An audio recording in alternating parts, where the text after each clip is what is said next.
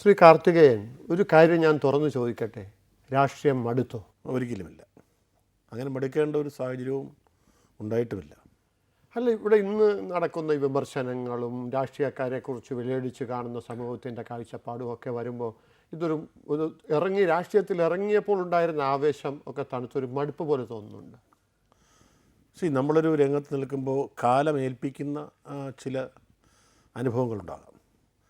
പക്ഷേ ഞാൻ തിരഞ്ഞെടുത്ത രംഗം രാഷ്ട്രീയ രംഗമാണ്. എന്നെ ഈ നിലയിൽ എത്തിച്ചതിൽ പ്രധാനപ്പെട്ട പങ്ക് വഹിച്ചത് എൻ്റെ ഈ തട്ടകം രാഷ്ട്രീയവും കൂടിയാണ്. അപ്പോൾ സ്വാഭാവികമായിട്ട് ഞാൻ അതിനോട് അടുപ്പ് എനിക്ക് തോന്നേണ്ട കാര്യമില്ല. നമുക്ക് അസൗകര്യമായ ചില തീരുമാനങ്ങളുണ്ടായിരുന്നു വരും, ചില അനുഭവങ്ങളുണ്ടായിരുന്നു വരും.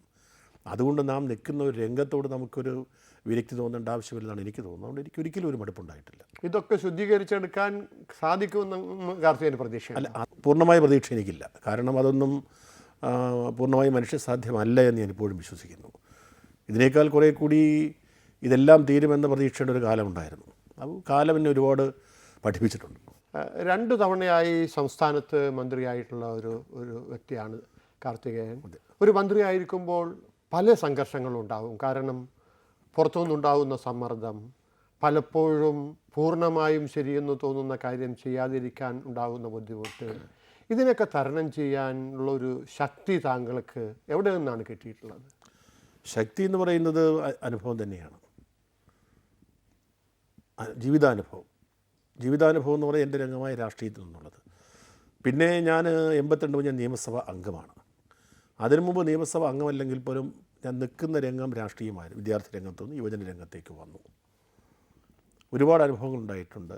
ധാരാളം വായനയിലൂടെ, കാഴ്ചകളിലൂടെ, യാത്രകളിലൂടെ, ആളുകളുമായിട്ടുള്ള സമ്പർക്കത്തിലൂടെ, ഒരുപാട് സംവാദങ്ങളിലൂടെ, ഒരുപാട് ഞാനും കൂടി ഉണ്ടാക്കിയ വിവാദങ്ങളിലൂടെ, പിന്നെ ഓരോ കാര്യങ്ങൾ അന്വേഷിക്കുന്നതിന് വേണ്ടിയുള്ള ഒരു തീർത്ഥാടന സ്വഭാവം എനിക്കുണ്ട്.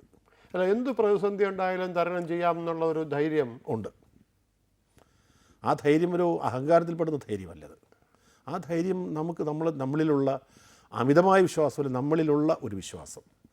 പിന്നെ ഇതിനെല്ലാം നമ്മെ പ്രാഗപ്പെടുത്തുന്നതും നമ്മെ പ്രേരിപ്പിക്കുന്നതും നിർത്തുന്നതും എന്ന് പറയുന്നത് നമ്മുടെ മനസ്സാണ് പ്രധാനം. അല്ല, പക്ഷേ ഈ രാഷ്ട്രീയ പ്രവർത്തനത്തിനിടയിൽ സംഘർഷപൂരിതമായ ചില ഘട്ടങ്ങളുണ്ടാകുമ്പോൾ ഏതെങ്കിലും പ്രത്യേക സ്ഥലത്ത് ഒരു ശാന്തി തേടി താങ്കൾ പോകാറുണ്ടോ? അത് ഞാൻ ശാന്തി തേടി പോകുന്നത് എൻ്റെ മനസ്സിലോട്ട് തന്നെയാണ്. എങ്കിലും എനിക്ക് കൂടുതൽ വിശ്വാസമുള്ളൊരു സ്ഥലം, ഞാൻ ആ സന്ദർഭങ്ങളിലേക്ക് കൂടുതലും പോയിട്ടുള്ളത് കഴിഞ്ഞൊരു നൂറ്റാണ്ട് കാലമായി മൂകാംബികയിലേക്കാണ്. കുടുംബമായിട്ട് പോകാറുണ്ട്. എന്താണ് അതിൽ മൂകാംബികയിൽ മറ്റു പല തീർത്ഥാടന കേന്ദ്രങ്ങളുണ്ടായിട്ടും മൂകാംബികയിൽ പോകുന്നതിനുള്ളൊരു കൗതുകമോ താല്പര്യമോ വളരാൻ കാരണം? പക്ഷേ നമ്മുടെ വിശ്വാസങ്ങളിൽ അമ്മ എന്നുള്ളൊരു സ്വാതന്ത്ര്യത്തിൻ്റെ സ്വഭാവമായിരിക്കും. പക്ഷേ ഈയിടെ വളരെ ആകസ്മികമായി അല്ലെങ്കിൽ നാടകീയമായി നിങ്ങൾക്ക് മന്ത്രിസ്ഥാനം നഷ്ടപ്പെട്ടപ്പോൾ നിരാശ തോന്നിയില്ലേ? ഞാനിതിനകത്ത് പെട്ടെന്ന് നമുക്കൊരു സ്ഥാനം ഉണ്ടായിരുന്നത് നഷ്ടപ്പെടുമ്പോൾ ഒന്നും തോന്നിയില്ല എന്ന് പറയുന്നത് പച്ചക്കള്ളമായിരിക്കും. അതുകൊണ്ട് പെട്ടെന്ന് ഒരു നഷ്ടബോധം ഉണ്ടായെന്നുള്ളത് സത്യമാണ്. പക്ഷേ കുറച്ച് കഴിഞ്ഞപ്പോൾ മാറി. കാരണം ഞാനൊക്കെ മന്ത്രിയായിട്ടിരുന്നപ്പോൾ ഇപ്പോൾ മന്ത്രിയായിരുന്ന ആളില്ലാതിരുന്നവരല്ലേ. അതുമാത്രമല്ല, നമ്മൾ ജീവിതത്തിൽ എല്ലാ കാലവും മന്ത്രിയാവുമെന്ന് കരുതിയല്ല വരുന്നത്. ഞാനൊരു കള്ളം പറയുന്നതല്ല. അതിനകത്തൊക്കെ ഒരു ഫിലോസഫിക്കൽ അപ്രോച്ച് നമുക്ക് ഉണ്ടാകണം. ഞാൻ 2 തവണ മന്ത്രിയായി, ഇപ്പോൾ വീണ്ടും പെട്ടെന്ന് വന്നപ്പോൾ എനിക്ക് വിഷമമുണ്ടാകും. എന്നെ മാത്രം മാറ്റുകയാണെങ്കിൽ എൻ്റെ കഴിവുകേടുകൾ പറഞ്ഞുകൊണ്ടോ എൻ്റെ കുറ്റങ്ങൾ പറഞ്ഞതുകൊണ്ടോ ഏതെങ്കിലും അതിന് വലിയൊരു കലാമിറ്റി ഉണ്ടായി ഞാൻ മാറിയതല്ലല്ലോ. കേരളത്തിലെ ഒരു രാഷ്ട്രീയ തീരുമാനത്തിൻ്റെ അടിസ്ഥാനത്തിൽ സാക്ഷാൽ AK ആൻ്റണിയോടൊപ്പം ഞാൻ ഇന്ന് തന്നെ പറയുന്നു, AK ആൻ്റണി പോലെയുള്ള ഒരു പേഴ്സണാലിറ്റി അദ്ദേഹത്തോടൊപ്പം മന്ത്രിസ്ഥാനം പോകേണ്ടി വന്നത് എൻ്റെ ഒരു കുറ്റം കൊണ്ടല്ല. അപ്പം ഞാനതിനെ അങ്ങനെയാണ് എടുത്തത്. അല്ല, ഒരു ഉറച്ച ഈശ്വരവിശ്വാസിയാകാൻ കാർത്തികേയന് കഴിഞ്ഞത് ആ കുടുംബ പാരമ്പര്യത്തിൻ്റെ അടിസ്ഥാനത്തിലാണോ അല്ലെങ്കിൽ മറ്റെന്തെങ്കിലും അനുഭവങ്ങൾ കൊണ്ടാണോ? അല്ല, വീട്ടിലിപ്പോൾ എൻ്റെ നാട്ടിൽ കണ്ണമ്പ എന്ന ഗ്രാമത്തിൽ ഞങ്ങൾ വീണ്ടും തൊട്ട് താഴെ ഈ ക്ഷേത്രവും വിളക്ക് അതെല്ലാം ഉണ്ടായിരുന്നു. ഇപ്പോൾ ഈ അടുത്ത കാലത്തൊരു ഉത്സവത്തിലൂടെ 5 പേര് മരിച്ചൊരു വാർത്ത വന്നു. വർക്കല കണ്ണമ്പ എൻ്റെ വീട് തൊട്ട് താഴെയുള്ള ക്ഷേത്രമായി. എൻ്റെ വീടിന് 1 മിനിറ്റ് നടന്നാൽ മതി. പിന്നെ ഞാൻ എൻ്റെ ഒരു മനസ്സാ തരത്തിലായിരുന്നു, അങ്ങനെ ഒരു തരത്തിലായിരുന്നു. അപ്പോൾ വേറൊന്നുമില്ല, മനുഷ്യൻ്റെയും നമ്മുടെ എല്ലാത്തിൻ്റെയും അതീതമായിട്ടൊരു പ്രകൃതിയുടെ പ്രപഞ്ചത്തിൻ്റെ ഒരു ശക്തിയുണ്ടെന്ന് ചെറിയ കാലം മുതൽ ഒരു പക്ഷേ എനിക്കൊരു തോന്നൽ എൻ്റെ മനസ്സിലേക്കുണ്ടായി. പിന്നെ പല വായനയിലൂടെയും മറ്റു പലതിലുമൊക്കെ തന്നെ ഒരു പ്രോഗ്രസീവായിട്ടൊരു സമീപനം രാഷ്ട്രീയ കാര്യങ്ങളിലൊക്കെ എടുക്കുന്ന സമയത്ത് തന്നെ എൻ്റെ മനസ്സിന് ഇത്തരം ഒരിടം കൂടി ഉണ്ടായിരുന്നു. അത് അന്ധവിശ്വാസത്തിൻ്റെയോ പിന്തിരിപ്പൻ സ്വഭാവത്തിൻ്റെയോ അല്ല. അതൊക്കെ നമുക്കതീതമായ ശക്തികൾ കഴിവുകളുണ്ടെന്നുള്ളതിൻ്റെ എൻ്റെ ഒരു ഉറച്ച ബോധ്യവും പലതിലൂടെ എനിക്ക് വായിച്ചിട്ട് കിട്ടിയൊരു കണ്ടെത്തലുമായിരുന്നത്. അപ്പോൾ അതിന് നമ്മൾ ദൈവം എന്ന് പേരിട്ടെന്ന് മാത്രമേ ഉള്ളൂ. അല്ല, താങ്കളുടെ ജീവിത യാത്രയിലുടനീളം ഈ ശക്തി താങ്കളെ പിന്തുടരുകയോ സഹായിക്കുകയോ ചെയ്യുന്നതായി താങ്കൾ ബോധ്യപ്പെടുന്നു? പൂർണ്ണമായി വിശ്വസിക്കുന്ന ഉണ്ടായിട്ടുണ്ടല്ലോ അദൃശ്യമായൊരു ശക്തി. കാരണം ഞാൻ സ്വപ്നത്തിൽ പോലും കാണാത്ത ചില സന്ദർഭങ്ങൾ ഉണ്ടായപ്പോഴൊക്കെ വലിയ പാറക്കഷ്ണത്തിലേക്ക് ഒരു ഗ്ലാസ് എറിഞ്ഞാൽ അത് വീണ് പൊട്ടുടയുന്നവർ ഉടഞ്ഞു പോയിട്ടുണ്ട്. അതൊക്കെ അപ്പോൾ എന്തുകൊണ്ടത് വന്നു? പ്രത്യേകമില്ലാതെ തന്നെ എവിടെ നിന്നോ ചില പ്രതിരോധങ്ങൾ എനിക്ക് അനുകൂലമായി ഞാൻ വിശ്വസിക്കും ഇപ്പോഴും.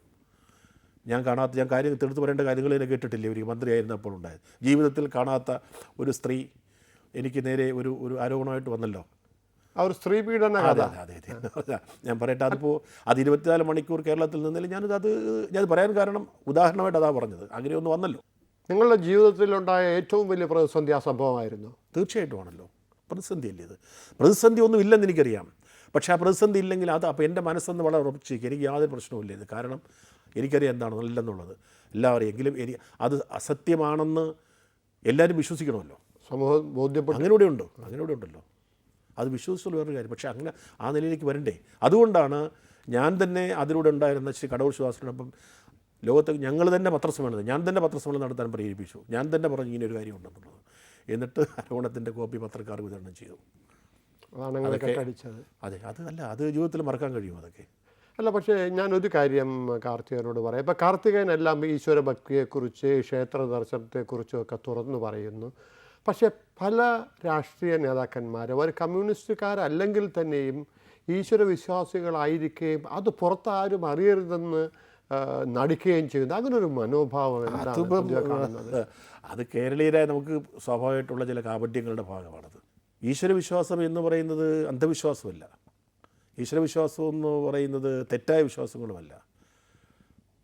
അത് യഥാർത്ഥത്തിൽ നമുക്ക് മുകളിലുള്ള ഒരു ശക്തിയെ ബഹുമാനിക്കൽ കൂടിയല്ലേ അത്? അങ്ങനെയാണല്ലോ. ഇപ്പോൾ ഈശ്വരവിശ്വാസം ഒന്നും വേണ്ട. ഈ മനുഷ്യൻ ഇത്രയും നൂറ്റാണ്ടുകൾ കൊണ്ട് നേടിയെടുത്ത ഒരുപാട് കാര്യങ്ങൾ, അവൻ്റെ നേട്ടങ്ങൾ, ശാസ്ത്ര സാങ്കേതിക മേഖലയിലൂടെ മഹാസൗധങ്ങൾ, പ്രപഞ്ചത്തിൻ്റെ ഒരു നിമിഷത്തെ ചലനം കൊണ്ട് എല്ലാം ഇല്ലാതായില്ലേ? അപ്പോൾ മനുഷ്യൻ എത്ര നിസ്സാരനാണെന്നല്ലേ സുനാമി തെളിയിച്ചത്. കാർത്തികൻ പ്രത്യേകമായി എന്തെങ്കിലും ആചാരങ്ങളോ അല്ലെങ്കിൽ പൂജകളോ ഒക്കെ അനുഷ്ഠിക്കുന്ന ഒരാളാണ്? അങ്ങനെ ഞാൻ ട്രിവാൻഡ്രത്തുള്ള വീട്ടിൽ ഞാൻ തന്നെ വിളക്ക് കത്തിക്കും രാവിലെ എണീറ്റ്.